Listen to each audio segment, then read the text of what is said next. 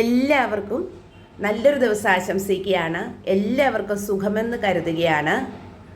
നമ്മളെല്ലാവരും എല്ലാവരെയും സഹായിക്കുന്ന ആളുകളാണ് അല്ലേ? നമ്മൾ അങ്ങോട്ടും സഹായം കൊടുക്കും, ഇങ്ങോട്ടും ആളുകൾ നമ്മളെ സഹായിക്കാറുണ്ട്. എന്നാൽ വളരെയധികം ഈഗോയിസ്റ്റുള്ള ആളുകൾ തീർച്ചയായിട്ടും മറ്റുള്ളവരുടെ സഹായം വാങ്ങിക്കാറില്ല. ഒരുപാട് കഷ്ടപ്പെട്ടാലും അവർ അവരുടെ കാര്യം ഒറ്റയ്ക്ക് ചെയ്യും. അങ്ങനെയുള്ള ആളുകൾ ചിന്തിക്കുന്നത് അവരോട് ആരും സഹായം ചോദിക്കാതിരിക്കാൻ വേണ്ടിയിട്ടാണ് അവരങ്ങനെ ചെയ്യുന്നത്, ഈഗോയിസം ഭാവിക്കുന്നത്. അപ്പോൾ ഇവിടെ നമ്മൾ മനസ്സിലാക്കേണ്ട ഒരു പ്രധാനപ്പെട്ട കാര്യം, ഏതെല്ലാം ആളുകളെയാണ് നമ്മൾ സഹായിക്കാൻ പാടില്ലാത്തത്. ദൈവം നമ്മളോട് പറയുന്നത്, മൗനമായി പറയുന്നത് ഏതെല്ലാം ആളുകളെ സഹായിക്കരുത് എന്നാണ്. ഒന്നാമത്തെ ആളുകളാണ് മടിയന്മാർ. മടിയന്മാരെ നമ്മൾ ഒരിക്കലും സഹായിക്കരുത്. കാരണം മടിയന്മാരെ നമ്മൾ സഹായിച്ചു കഴിഞ്ഞാൽ ഓരോ ദിവസം ചെല്ലുന്നവർ അവർ മടിയന്മാരായി, അലസന്മാരായി മാറുകയുള്ളൂ എന്നുള്ളതാണ്. ഒരിക്കലും അവരെ സഹായിക്കരുത്. അതുപോലെ തന്നെ നമ്മളെപ്പോഴും കുറച്ച് ഫുഡാണെങ്കിലും കഴിക്കേണ്ടത് നമ്മൾ അധ്വാനിച്ച പൈസ കൊണ്ട് സാധനങ്ങൾ വാങ്ങിച്ച ഫുഡായിരിക്കണം നമ്മൾ കഴിക്കേണ്ടത്. എപ്പോഴും മറ്റുള്ളവരുടെ പൈസ കൊടുത്ത് വാങ്ങുന്ന ഫുഡോ മറ്റുള്ളവരുടെ തണലിലോ ജീവിക്കാനായിട്ട് ശ്രമിക്കരുത്. ഒരു സെൽഫ് സഫിഷ്യൻസി നമുക്ക് വേണമെന്നുള്ളതാണ്. ജോലി ചെയ്തിട്ട് വേണം നമ്മൾ ഭക്ഷണം കഴിക്കാനായിട്ട്. അവർക്ക് ഒരു ഉത്തരവാദിത്വം ഉണ്ടാവില്ല എന്നുള്ളതാണ്. അവർക്കാണെങ്കിൽ എപ്പോഴും ദാരിദ്ര്യമായിരിക്കുകയും ചെയ്യും. അതുപോലെ തന്നെ നമ്മളിപ്പോൾ കഠിനാധ്വാനികളാണെങ്കിൽ നമുക്ക് അനുഗ്രഹം ലഭിക്കുകയും ചെയ്യും എന്നുള്ളതാണ്. അപ്പോൾ തീർച്ചയായും നിങ്ങൾ മടിയന്മാരെ സഹായിക്കരുത് എന്നുള്ളതാണ്. അതുപോലെ തന്നെ അഹങ്കാരികളെയും ധിക്കാരികളെയും നിങ്ങൾ ഒരിക്കലും സഹായിക്കരുത് എന്നുള്ളതാണ്. കാരണം നമ്മൾ സഹായിക്കും തോറും അഹങ്കാരിയായ ആളുകൾക്ക് കൂടുതൽ അവർ അപകടങ്ങളിലേക്ക് പോവുകയുള്ളൂ എന്നുള്ളതാണ് സത്യം.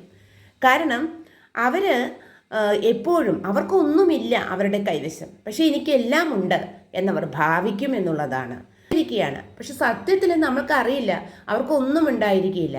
അപ്പോൾ നമ്മൾ അവരെ സഹായിക്കും തോറും അവർ ഒരു ജോലിയും ചെയ്യാതെ കൂടുതൽ അപകടങ്ങളിലേക്ക് പോവുകയും കൂടുതൽ ധിക്കാരികളായിട്ട് മാറുകയും ചെയ്യുന്ന ഒരു അനുഭവമാണ് സമൂഹത്തിൽ കണ്ടുവരുന്നത്. അതുപോലെ തന്നെ നന്ദി കെട്ടവരെ ഒരിക്കലും സഹായിക്കരുത് എന്നുള്ളതാണ്. ഇത് നന്ദി കെട്ടവരെ നമ്മൾ സഹായിച്ചു കഴിഞ്ഞാൽ അവർ കൂടുതൽ നന്ദികേട് നമ്മളോട് കാണിക്കുമെന്നുള്ളതാണ്. കാരണം അത് അവസരം നോക്കി അവർ ആഞ്ഞടിക്കുമെന്നുള്ളതാണ്. അവർ നമ്മുടേത് വാങ്ങിച്ചുകൊണ്ടിരിക്കും, പക്ഷെ ഒരു അവസരം കിട്ടുമ്പോൾ അവർ അവരുടെ നന്ദികേട് നമ്മളെ കാണിച്ചു തരുമെന്നുള്ളതാണ്. അതിന് ഏറ്റവും വലിയ ഉദാഹരണമാണ് ഒരു ഓട്ടയുള്ള ഒരു ദ്വാരമുള്ള ഒരു പാത്രത്തിലേക്ക് നമ്മൾ വെള്ളം ഒഴിച്ചുകൊണ്ടിരിക്കുന്നത്. ആ വെള്ളം മുഴുവനും ആ പാത്രത്തിൻ്റെ അടിയിലൂടെ ചോർന്നു പോയിക്കൊണ്ടിരിക്കും. അവർക്ക് നന്ദി ഉണ്ടാവില്ല. അതുപോലെ തന്നെ അവരുടെ മുഖത്തെ ഭാവം എന്തായിരിക്കുമെന്നറിയോ? എനിക്കിത് വളരെ അർഹതപ്പെട്ടതാണ്, നിങ്ങൾ എനിക്ക് തരേണ്ടതാണ്, അതിനുള്ള ഉത്തരവാദിത്വം നിങ്ങൾക്കുണ്ട് എന്നുള്ള മുഖഭാവം പിന്നീട് അവർക്ക് വരും. അപ്പോൾ അതുകൊണ്ട് നന്ദി കെട്ടവരെ നിങ്ങൾ ഒരിക്കലും സഹായിക്കരുത് എന്നുള്ളതാണ്. അതുപോലെ തന്നെ നിങ്ങൾ ദുഷ്ടന്മാരെ സഹായിക്കരുത് എന്നുള്ളതാണ്. വളരെ ക്രൂരന്മാരായ പേഴ്സൺസ് ഉണ്ട് സമൂഹത്തിൽ, അവരെ നിങ്ങൾ സഹായിക്കരുത് എന്നുള്ളതാണ്. കാരണം നമ്മൾ അവരെ സഹായിക്കും തോറും അവർക്ക് ദുഷ്ടതരം കൂടി വരും. സമൂഹത്തിൽ ക്രൂരമായ പ്രവൃത്തികൾ ചെയ്യാനുള്ളൊരു പാത അവർക്ക് സമൂഹത്തിൽ തെറ്റായ കാര്യങ്ങൾ ചെയ്യാനുള്ളൊരു പാത അവർക്ക് നമ്മളായിട്ട് ഒരുക്കി കൊടുക്കുകയാണ് ദുഷ്ടന്മാരെ സഹായിക്കുമ്പോൾ നമ്മൾ ചെയ്യുന്നത്. അപ്പോൾ നമ്മളുടെ സഹായം അവർക്ക് കിട്ടിക്കൊണ്ടിരിക്കുന്നുണ്ട്. അതിൻ്റെ മറവിൽ കൂടുതൽ ദുഷ്ടതരം അവർ ചെയ്യുമെന്നുള്ളതാണ്. അതുപോലെ തന്നെ വിഡ്ഢികളെ ഒരിക്കലും സഹായിക്കരുത് എന്നുള്ളതാണ്. കാരണം പല സാഹചര്യങ്ങളിലും നമ്മളും വിഡ്ഢികളാകാറുണ്ട്. ചിലപ്പോൾ ചില മണ്ടത്തരങ്ങളൊക്കെ നമ്മൾ ചെയ്യാറുണ്ട്. പക്ഷെ അതുപോലെയല്ല, വിഡ്ഢികളെ ഒരിക്കലും നമ്മൾ സഹായിക്കരുത് എന്നുള്ളതാണ്. കാരണം സ്ഥിരമായി കുറേ വിഡ്ഢികളുണ്ട്, എപ്പോഴും വിഡ്ഢിത്തരം ചെയ്യുന്ന ആളുകളുണ്ട്.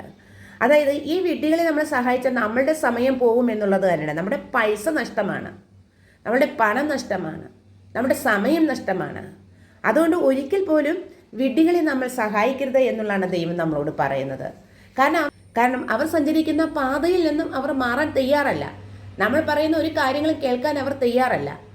അവർ സ്ഥിരം വിഡ്ഢികളാണ്. അപ്പോൾ നമ്മൾ എന്ത് ചെയ്യണം? വിഡ്ഢികളെ സഹായിച്ചാൽ നമ്മുടെ സമയം പോകും, ഫിനാൻസ് പോകും, നമ്മുടെ ഹെൽത്ത് പോകും. അതുകൊണ്ട് നമ്മൾ എന്ത് ചെയ്യണം? നമ്മൾ പെട്ടെന്ന് തന്നെ അവിടെ നിന്നൊരു എസ്കേപ്പിംഗ് ആവശ്യമാണ്. അതുപോലെ തന്നെ സത്യസന്ധത ഇല്ലാത്തവരെ ഒരിക്കലും സഹായിക്കരുത് എന്നുള്ളതാണ്. സത്യസന്ധത ഇല്ലാത്ത ആളുകൾ സത്യസന്ധത ഉള്ളതായിട്ട് ഭാവിക്കും. അങ്ങനെ കാണിച്ചുകൊണ്ട് അവർ നമ്മളിൽ നിന്ന് എല്ലാം വാങ്ങിച്ചെടുക്കും. അവരുടെ മുഖത്ത് അവർ സത്യസന്ധതയാണ് എന്നുള്ളത് അഭിനയിക്കും, കരയും. നമ്മുടെ കാലുകൾ പിടിക്കും അവർ. അതുപോലെ തന്നെ അവരിലുള്ള ക്രൂരമായ മെൻറ്റാലിറ്റി അവർ ഹൈഡ് ചെയ്യും. They will hide their cruel mentality. അവർ ഒരിക്കലും അത് ഓപ്പണായി പറയാനായിട്ട് തയ്യാറാവില്ല. അവർ അത് ഒളിച്ചു വയ്ക്കുമെന്നുള്ളതാണ്. പിന്നെ അവരൊരു മാസ്ക് ഇട്ടാണ് നിൽക്കുന്നത്. അവർ നമ്മുടെ സ്വാർത്ഥതയോടുകൂടി പെരുമാറും. They become very selfish. അതുപോലെ നമ്മുടെ വികാരങ്ങളെ ഇവർ ചൂഷണം ചെയ്യുകയും ചെയ്യും.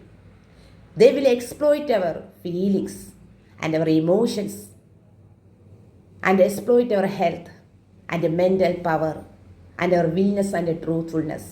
സന്തരല്ല എന്ന് മനസ്സിലാക്കണം നമ്മൾ അവരെ. We don't help them. അവരെ സഹായിക്കരുത്. അതുപോലെ എപ്പോഴും തെറ്റ് ഏറ്റു പറയാത്ത കുറേ ആളുകളുണ്ട്. എന്ത് തെറ്റ് ചെയ്താലും ഏറ്റു പറയില്ല. അവർക്ക് ഈഗോ ആണ്, ഈഗോയിസമാണ്. ഈ തെറ്റുകൾ മനസ്സിൽ സൂക്ഷിച്ചുകൊണ്ട് അവർ ഒളിച്ചിരിക്കും. അല്ലെങ്കിൽ അവർ ചിന്തിക്കും സമയം വരട്ടെ, അന്നേരം ഞാനെൻ്റെ തെറ്റ് ഏറ്റു പറഞ്ഞോളാം. അല്ലെങ്കിൽ അവർ ചിന്തിക്കും ഞാൻ തെറ്റ് ചെയ്തിട്ടില്ല, ഞാൻ നല്ലത് മാത്രമേ ചെയ്തിട്ടുള്ളൂ. ആ ഒരു മെൻറ്റാലിറ്റിയിലൂടെ ഇവർ മുന്നോട്ട് പോകാനായിട്ട് തുടങ്ങും. അപ്പോൾ അവർ എന്താണ് ചെയ്യുന്നത്? തെറ്റ് ഏറ്റു പറയാനായിട്ട് അവർ തയ്യാറല്ല. അവർ ഹൈഡ് ചെയ്തിരിക്കുകയാണ്. നമ്മൾ സഹായിക്കും തോറും അവർ അപകടത്തിലേക്ക് പോവുകയുള്ളൂ. സഹായിക്കാൻ പാടില്ലാത്ത കുറേ ആളുകൾ ലോകത്തുണ്ട് എന്ന് ദൈവം നമ്മളെ കാണിച്ചു തരുന്നത്.